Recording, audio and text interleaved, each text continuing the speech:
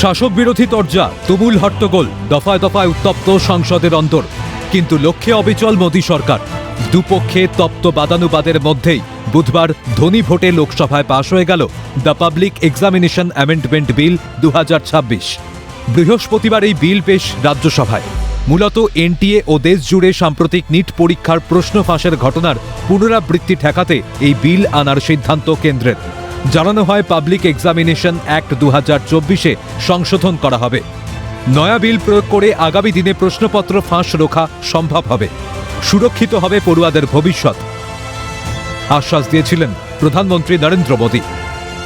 তৃতীয়ত যে বিষয়টি রয়েছে যে আজকে লোকসভায় এই বিলটি লোকসভা থেকে যাবে রাজ্যসভায় এবং সেটি পাশ হয়ে পরবর্তী সময় দ্রুত আইন আকারে আসবে রাষ্ট্রপতির সম্মতির পরে। সারা দেশ জুড়ে এক একটা পরীক্ষা হয়, সর্বভারতীয় এক্সামিনেশন হয় এবং প্রচুর সাধারণ পরিবারের মেধাবী ছাত্ররা তার চোখের জল ফেলেন।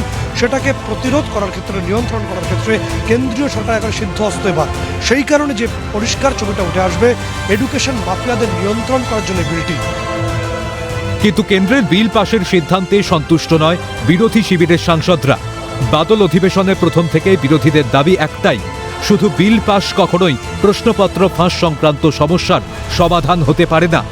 প্রতি বছর নিটের মতো গুরুত্বপূর্ণ প্রতিযোগিতামূলক পরীক্ষার প্রশ্ন ফাঁস হয়ে যাচ্ছে কেন? কেন নেই পর্যাপ্ত নিরাপত্তা?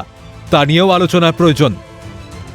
শুধু তাই নয়, দিল্লির যন্তর মন্তরে সাম্প্রতিক ছাত্র আন্দোলনকারীদের প্রতি পুলিশের অতি সক্রিয়তা, লাঠিচার্জ নিয়েও কেন্দ্রের ক্ষমা চাওয়া দরকার। বিল পেশের সময় ওয়াকআউট বিরোধীদের।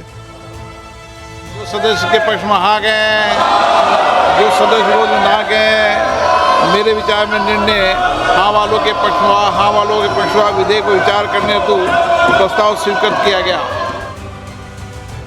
দিল্লির যন্তর মন্তরে অনশন, সিজেপির সংসদ চলো অভিযান থেকে শুরু করে বিক্ষোভ, দেশের ছাত্র যুবদের আন্দোলনে যোগদান, পুলিশের লাঠিচার্জ আর নিট পরীক্ষার্থীদের আশাভঙ্গ।